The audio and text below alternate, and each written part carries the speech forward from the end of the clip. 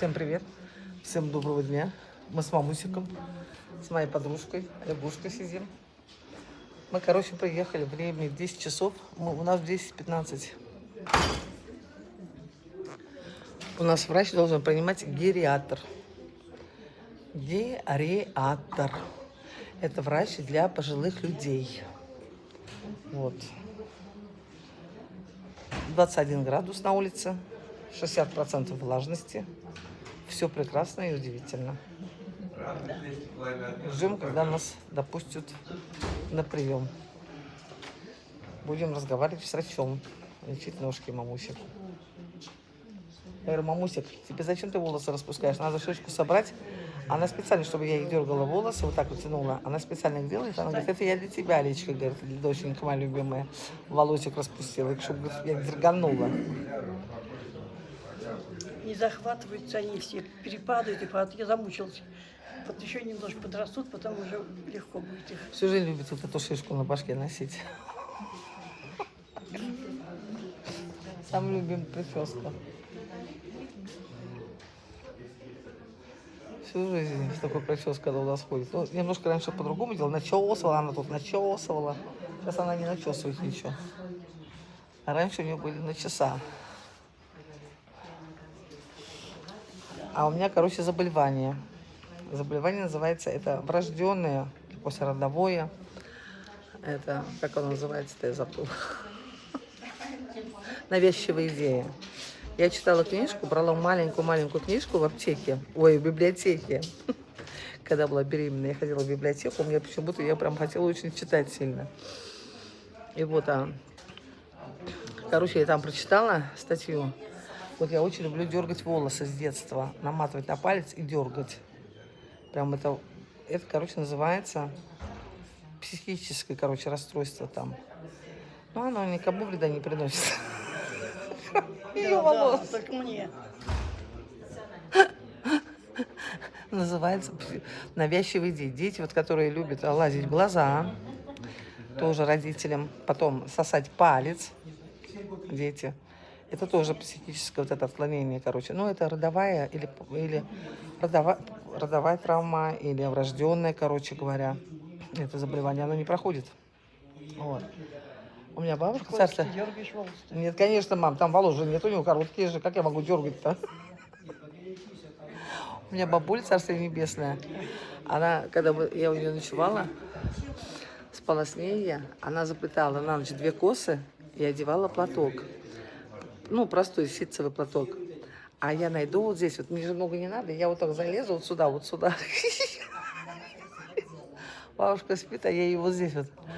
Она сразу четко проснется. Ольга! Опять пальцы в голове моей. А с мамой, когда спала, да? Ляжу спать. Мамусик моя, слышу, да, захрапела, засопела. Ой, ну все, мамусик у меня очень крепко спит. Ее хоть за ночь издергайся, все. Она будет спать, и волосы не идут. Но бабушка у меня спала очень чутко. И мне, конечно, удавалось подергать ее очень мало. Вот. Но хочу сказать, волосы у всех на ощупь разные. Мне больше всех нравились волосы мамусика. Они такие как раз для моих пальцев почему-то прям созданные. Да. И очень мне приятно от этого. Когда я вот так беру и вот так тяну волосы. Я очень сильно люблю это делать с детства.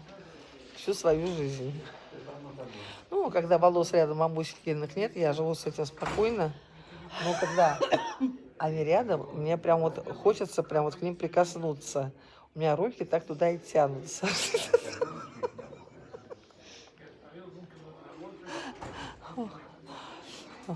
Вот. Раскрываю вам тайну Багиры, чем я страдаю. Да.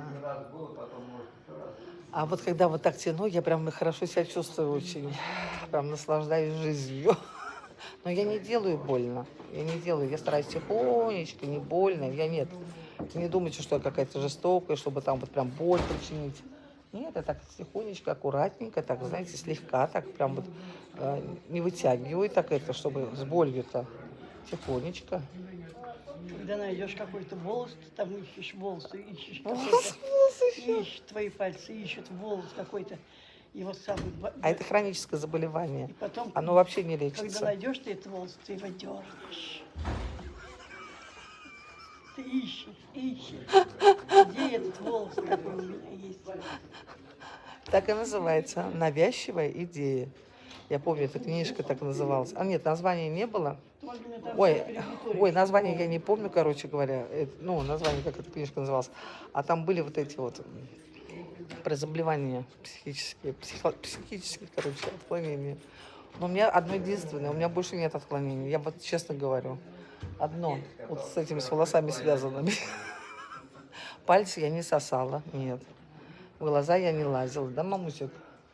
Ладно. А у меня подружки были в детстве, они пальцы сосали. Вот, сидим мы, ждем море погоды, надо. Ты пописать не хочешь? Ой, так водички попить. Короче, мы с мамусиком сходили к врачу. Нам сказали, если рост убавляется меньше 1 сантиметра, а у меня уже давно он убавился на 5 сантиметров, у мамы тоже уже на 6 сантиметров ушел рост. Вот. Значит, если на 1 сантиметр убавляется, могут проявиться признаки остеопороза. Остеопороз, вы знаете, да? Эта кость становится тонкой и хрупкой. При падении можно пострадать, сломать шейку бедра. Это самое страшное. Вот.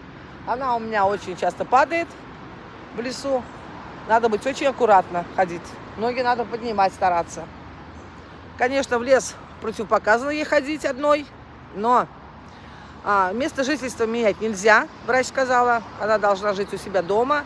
Менять привычки ей нельзя. Проверили ей часы, там еще какие-то рисунки она рисовала немножко неправильно. Это, говорит, не деменция, это, говорит, сосудистые изменения, это обычно возрастное, еще сахарный диабет и гипертония. Тут все взаимосвязано. Вот.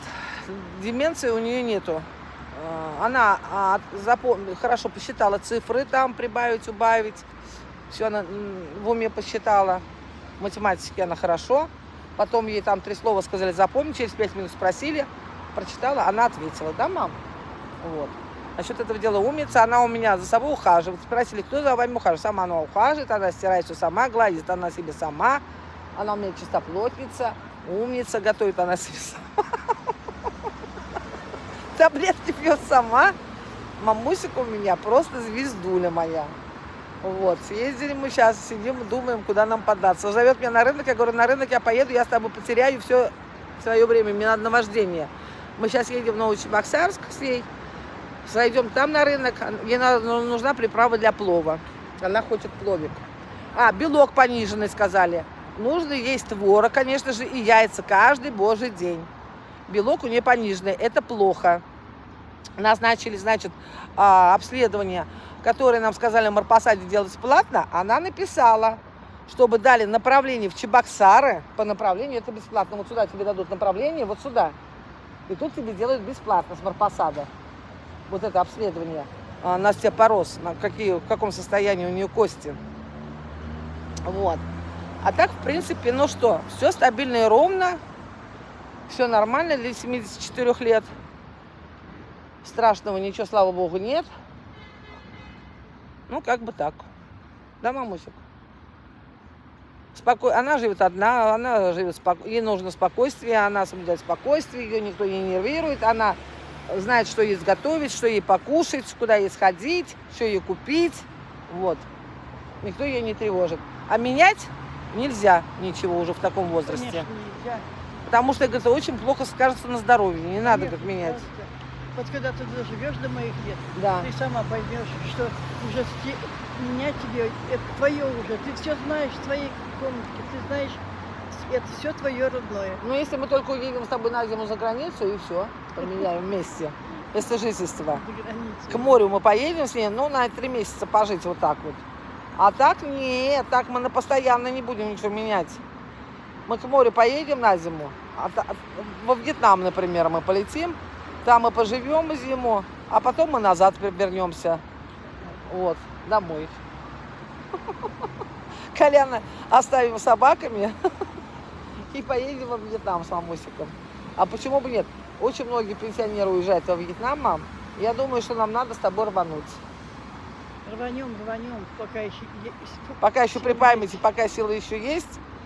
А что? У нее Ничего. пенсия, у меня блогерская деятельность, девочки. Я думаю, что как блогер я там неплохо заработаю денег. Да, Нам хватит.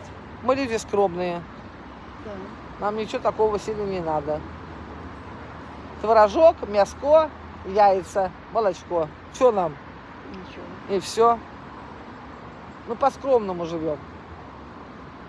Нам не нужны никакие там всякие изыски, да, мам, деликатесы? Да я их и никогда не ела. Из чего бы их есть-то? И на что их есть? Деликатес-то. На море будем на пляже сидеть, отдыхать. Таблеток надо сразу брать, сразу чемодан лекарств, блядь, сразу. На 3 месяца дают, больше не дают. Ну, на 3 месяца возьмем. Можно и купить еще. Ну да, там можно купить, да. Там в Вьетнаме, наверное, продают лекарственные препараты. Купим, если что. Это же лизонаприл, газопролол. Купить можно. От сахара, самое И главное. от сахара тоже. Побольше возьмем, побольше. Ну, короче, ну это в планах пока еще. Да. Там видно будет, куда поехать, куда податься. И как раз Володька всегда рядом будут у меня. Очень хорошо. Они меня очень успокаивают. Мамины волосики меня очень успокаивают. Мне вот ничего не надо. Вот лишь бы мамины волосики рядом были. Ничего не хочу. Люблю ее волосики до безумия просто. До безумия. Вместе с ней, конечно же. Вместе с мамусиком. Люблю с мамусиком волосики. Ну, как бы так. А ты знаешь, я читала, мам, еще. Вот голубь вчера врезался, да, в окно-то. А я в этом году не ходила на кладбище. Троица же была. 30 или мая была Троица. А я же всегда на Троицу или после Троицы к бабушке с дедушкой ходила. Мне надо обязательно сходить. И пишут в интернете, это знак. Это знак, душа, говорит, прилетела. Надо обязательно. А я каждый год ходила. Каждый год. И первый год я не сходила. Это мой косяк. И мне прям, вот я первый год не сходила, да, когда я прилетела с Египта, и у меня прям на душе неспокойно. Вот прям неспокойно, и все. Надо сходить отметиться все же к ним.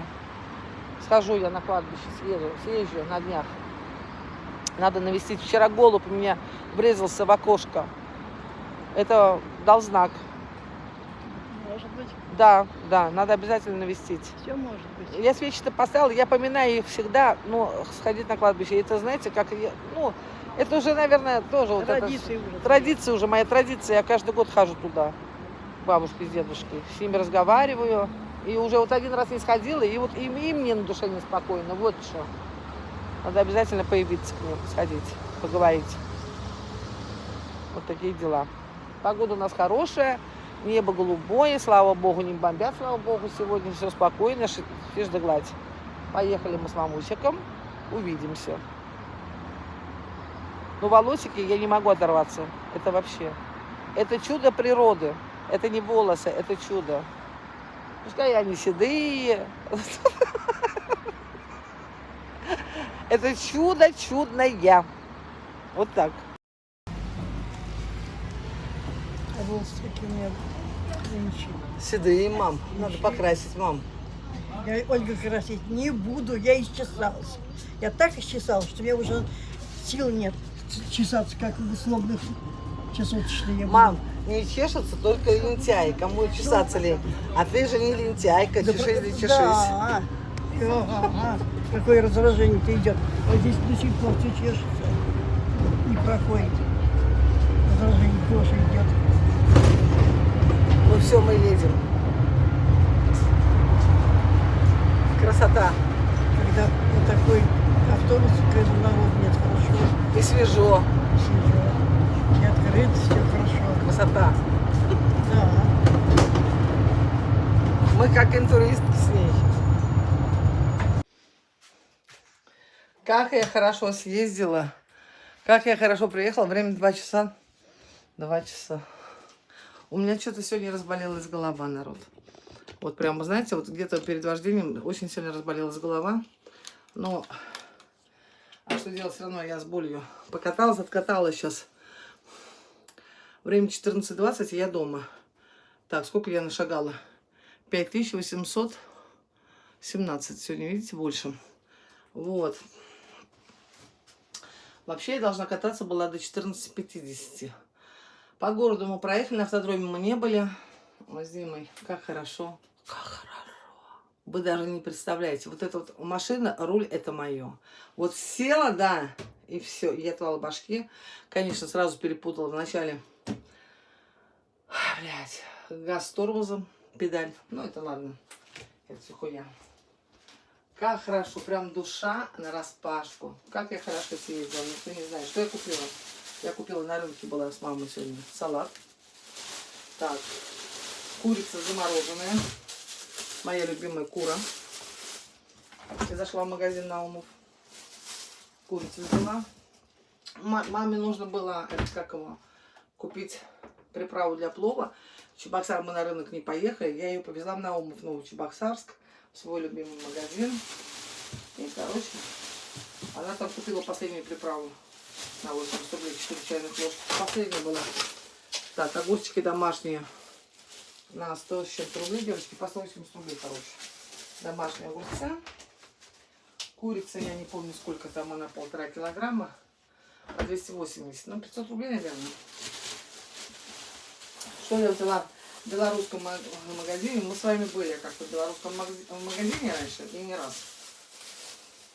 Я взяла первый раз такой вот сыр с плесенью, решила попробовать, что за сыр. Он килограмм стоит 2 300. Взяла вот этот кусочек. Хочу попробовать. Смотрела сыры. Еще, знаете, что я люблю? Я вот такой люблю. Адыгейский сыр. Взяла. Вот. Что там в магазине? Это вообще это человек или нет? Колбасы, сыр. Я не знаю, что-то мало я потратила. Колбасы, сыр, 1369 рублей. Взяла. На базаре редиску взяла. Редиску. Редиску мне нельзя, но воспаление пока нормально поджелудочное. Я хочу сделать окрошку. Помните, я вам рассказывала, 5 лет мечтала об окрошке. Сейчас я не хочу мечтать. Взяла я для окрошки белорусскую телячью колбаску без жира. Это телячья. Очень вкусно, кстати, на окрошку. Не знаю, как у меня будет чувствовать мой организм, но хочется мне окрошки. Премиум какая-то колбаса, но она свиная, с сальцем. Вот такой тоже. По полкилограмма взяла. Ой. Вкусненько, да. Вкусненько. Ну и все. В принципе, больше ничего не брала. Нам ничего не надо. Салат туда-сюда. Надо будет. У нас помидоры есть.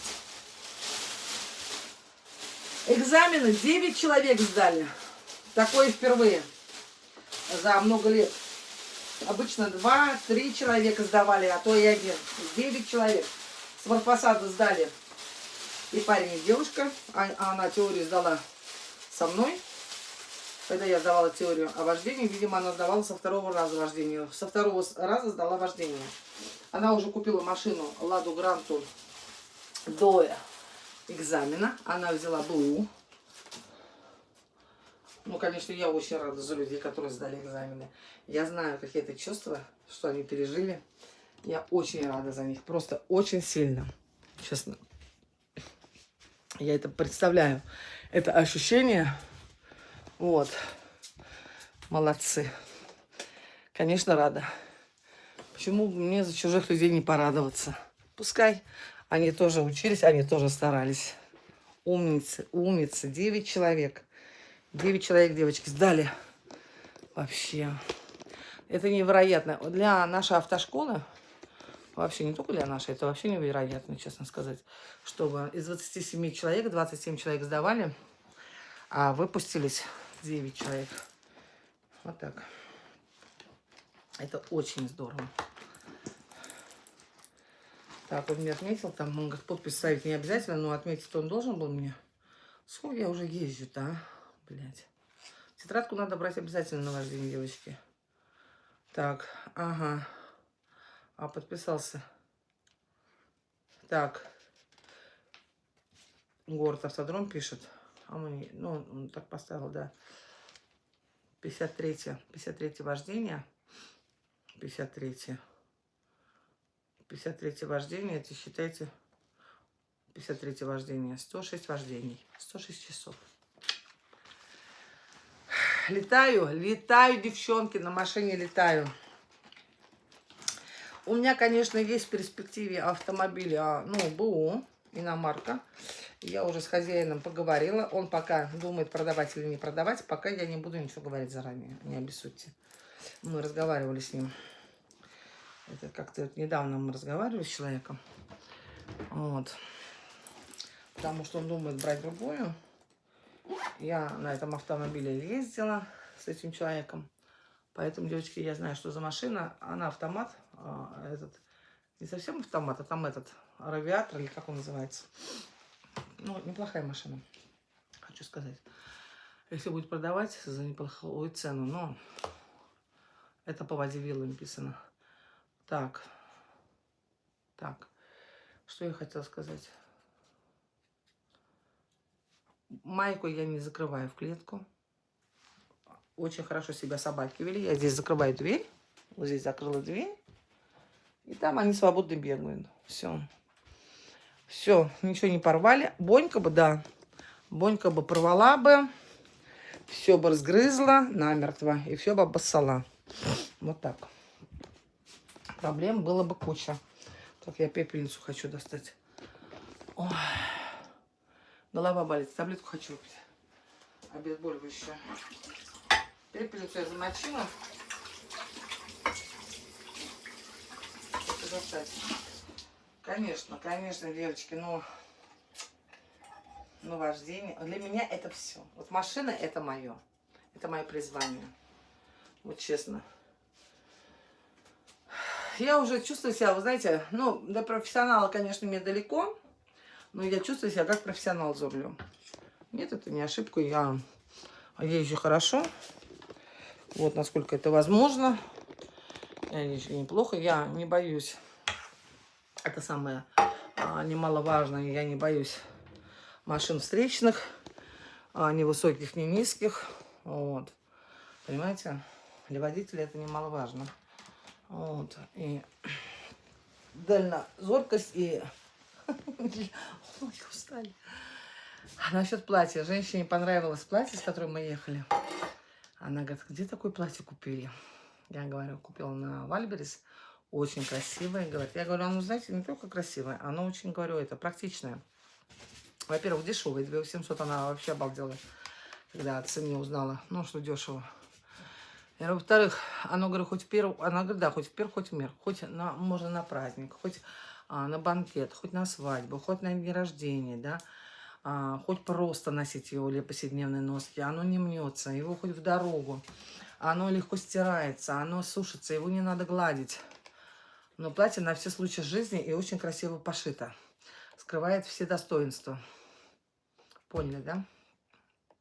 Как я соскучилась по дому, как я устала. Вот. Где у меня лекарство-то? У меня... другое у меня. Надо это взять. Девочки, надо взять лекарство. Башка раскалывается. Просто раскалывается голова. А жарко еще, жарко. Очень жарко на улице. Ну, для меня жарко. Если в Египте, я говорил, там сухой воздух, ее не ощущается жара там. А у нас все равно 60% влажности, и все равно это чувствуется. Угу. Хочу ли я быстрее сдать? Быстрее не хочу, девочки. А мне спешить некуда. У нас сейчас, вы знаете, нужно кредит заплатить. Куда спешить? Мы еще должны заплатить кредит за поездку. Поэтому я не спешу. Были бы деньги, да. Можно было бы. Выпеку я кето-ролл экспресс, девочки. Пососу. Чтобы, да. То можно было бы поспешить. А спешить некуда. Ой.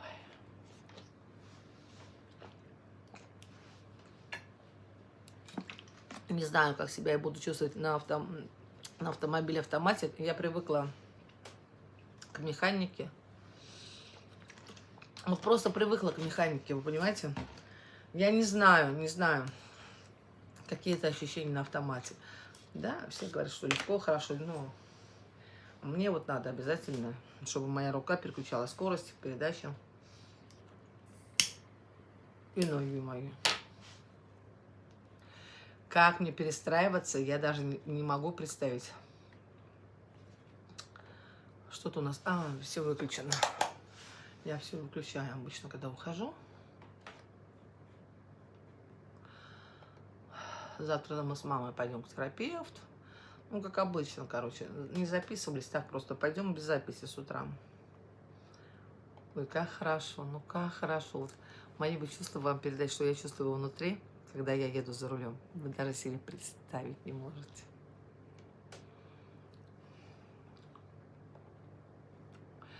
До этого я была 15 числа на вождении, сегодня 9 июня, 15 мая ездила. Ой, блядь, как я соскучилась по рулю, а. Вообще так свободно, легко едешь, мягко. Подвески, говорит, Ольга, будешь прыгать так, говорит, блядь, на этой машине, говорит, все подвески, говорит, развалится. Я говорю, нихуя, соберем по дороге. Ну, через лежачие полицейские. Едешь, когда не в городе, а за городом. Скорость не сбавляю, конечно, как лайнер летит, блядь. Ой, ну хорошо, что. Я говорю, я по 150 не буду, говорю, Дим гнать. Под 100, говорю, потому что, знаешь, что говорю? Машина изношена, подвески там тоже, блядь, изношены, говорю. Давай-ка спокойно поедем, не будем спешить. Под 100 ехала, и красота. И вот под 100 для меня самая раз скорость. Ну да, 110 могу набрать, да.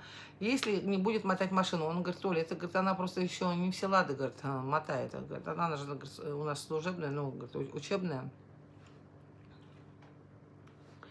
Ее и штормит. Сколько каких она, говорит, только не повидала курсантов-то. А так, машина для дома, говорит, если она не будет так болтаться, качаться. Подвески-то уже все пиздец.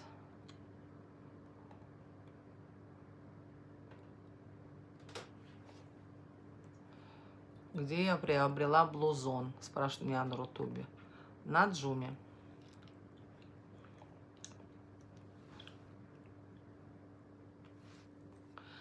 На Джуме. Заячка супер. Спасибо всем за комментарии, за лайки, за подписку, конечно же. Всем благодарна за просмотр тоже. Я немножко подустала сегодня, чуть-чуть прям. Ну, устала я, да, так, знаете, под этим. Тетя тесосита, тетя моя тесосита. Мои звери мои. Вот придешь домой, как хорошо, когда у тебя дома, знаете, спокойно себя ведут собаки. Это очень важно, и это немаловажно. Когда ты приходишь домой, когда ты знаешь, что у тебя ничего не ободрано, что у тебя нет вот этих вот лож, что я натерпелась с Бонни, это вообще, пиздец, это финал, блядь. Да. Вот они, красавцы мои. И Майка, она вот с детства такая характер, совсем другого склада. А Бонька, она не перевоспитаешь ее. Вот. Я прихожу, я спокойная. Я знаю, что все в порядке. Никто ничего не натворил. И тишина, и покой, и чистота, и все. Бардака нету. Все. Они даже не ходили в туалет, не писали, не какали. Пока меня не было. Вот такие у меня воспитанные малыши мои, картыши мои. Обедать что-то надо. А пельмени? Сейчас я обед ничего не буду. Нет, я сейчас сварю пельмени, потом кальяну сварю. С зеленью. Пельмешки сегодня надо поесть. У меня такое, знаете, внутри, такое чувство охуенное. Просто офигенное чувство. Просто вы даже не можете себе представить. Кстати, сейчас я вам зачитаю, с прокуратуры пришло письмо. В дороге я увидела, пришло уведомление на электронную почту. Сейчас я вам скажу там. Ну, вкратце вам. Сейчас я перезагружу ноутбук. Меня, знаете, как немножко это качает чуть-чуть. Штормит. Ну, моталась я, что, замоталась я. Туда доедь, назад на машине. По городу проедь. Ну, была бы своя машина это. Ну, будет одна, я думаю, что будет. Дай бог.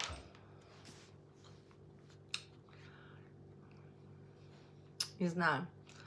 Блять, я вся в раздумье. Не знаю механику, не знаю этот автомат, не знаю, девочки, ничего не знаю. Я привыкла к механике, вот просто привыкла и все. Не знаю, как себя я буду перестраивать. Люди учатся сразу на автомат и покупают потом автомат. Я училась на механику, понимаете? И у меня уже рука набита. И ноги мои набиты уже на механику. Что мне делать? Я не знаю. Что оно, блядь, я завершила обслуживание, что ли? Просто думаю, не знаю, блядь. Иди сюда, соскучился. Села на унитаз, пришла и сразу их на ручки взяла. И сразу их они лезут на ручки. Я села на унитаз, они понюхаться хотят. Понюхаться. Ну, мои. Мои любимые, мои родные, мои золотые, мои сопливые мои. Не могу. Понюхаются и успокаиваются.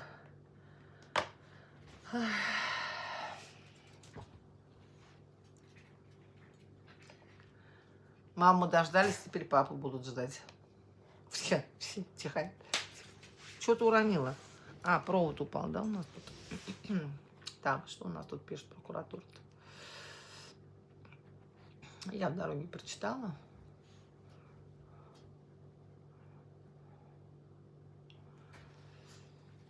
Так, ну что, я все дословно вам читать не буду. Кто советник, кто чего, да, пишет такое, значит. Установил.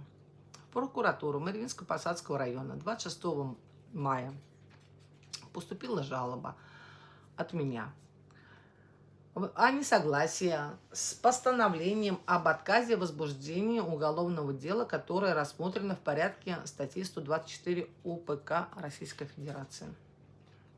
Установлено, что по заявлению, то бишь я, по факту клеветы и оскорбительных высказываний со стороны Славки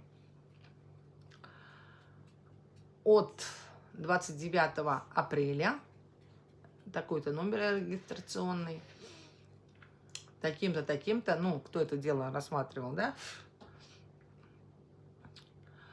от 6 мая о возбуждении уголовного дела отказано по основанию, предусмотренному второй части статьи 24 УПК Российской Федерации. Дальше. В изучении материала проверки установлено, что проверка проведена не в полном объеме. Слушайте. Видите? Без учета всех обстоятельств. А я о чем говорю? Я никогда слова на ветер не бросаю. Кто-то во мне всегда сомневается. Особенно завистники, хейтеры. Я их называю по-другому. Вот. Не должны сомневаться, но они будут сомневаться, потому что они лохи. Так, проведена не в полном объеме, без учета всех обстоятельств, подлежащих установлению. Постановление прокуратуры района от 4 июня указанное постановление отменено.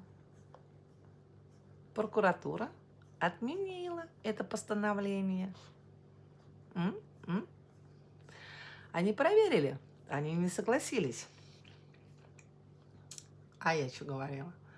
Но закон это придумали не мы, и за языком-то он должен был следить. И вообще любой человек должен следить, да, что делается, на каком основании, блядь, он подошел к моей маме, да, на каком, какие непредвзятые отношения, с чего у него сложились непредвзятые отношения к постороннему человеку. Я почему-то не подходила, я же его маму тоже знаю хорошо, и у меня даже в голову не приходило подойти к его матери и трепаться. говорить какую-то ерунду всякую. Понимаете? Если кто-то не понимает, ну, значит, не понимает. Значит, пустоголовые. Нормальные люди поймут. Так. Подлежащих установлению. Постановлением прокуратуры от 04 июня указанное постановление отменено.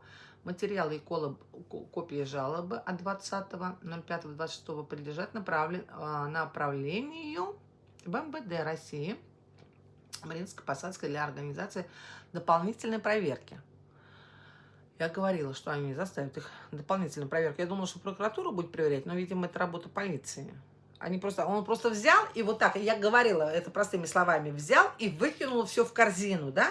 Порвал и выкинул. Может быть, он ему там пропошлял, может, поляну накрыл. Мы ничего не знаем.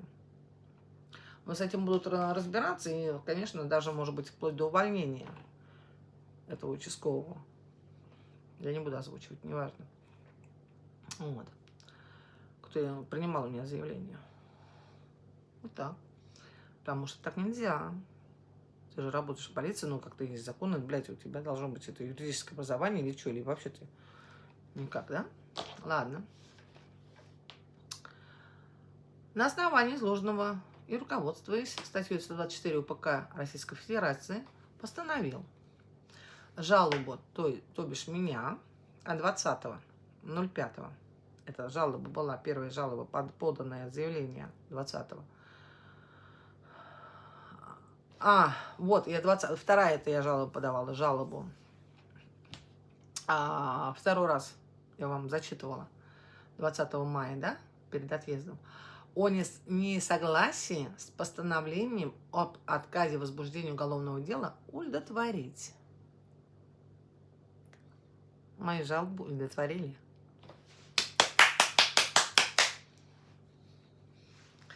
Победа будет за мной. Кто бы сомневался. О принятом решении уведомить заявителя, разъяснив ему порядок обжалования.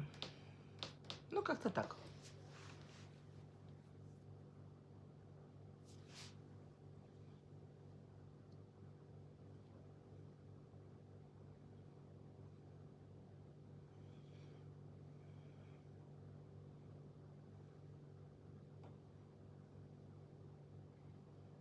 Ну, вы поняли меня, да? Ну, как может быть плохое настроение? Конечно, будет хорошее настроение. Ну, посмотрим. Ну, привлекать-то все равно придется его. Не к уголовной, так как административной. Ну, там посмотрим, как карта ляжет. Будем посмотреть. Что говорить заранее? Глупо было бы. Это же не мы решаем. Есть для этого у нас вышестоящие органы, есть для этого суд. Все будет рассматриваться в рамках закона Российской Федерации, потому что мы живем в России, в нашем государстве. Ну, как бы так. И чтобы другим было неповадно. Я веду свой канал блоговый, и, конечно же, об этом тоже рассказываю. Имею полное право. Чтобы другим было неповадно. Чтобы знали свое место. Каждый из нас, из вас знали свое место. Как блогер, так и зритель. Люблю, целую, обнимаю всех. Всем пока. До новых встреч. Пока-пока. То ли еще будет. Ой-ой-ой.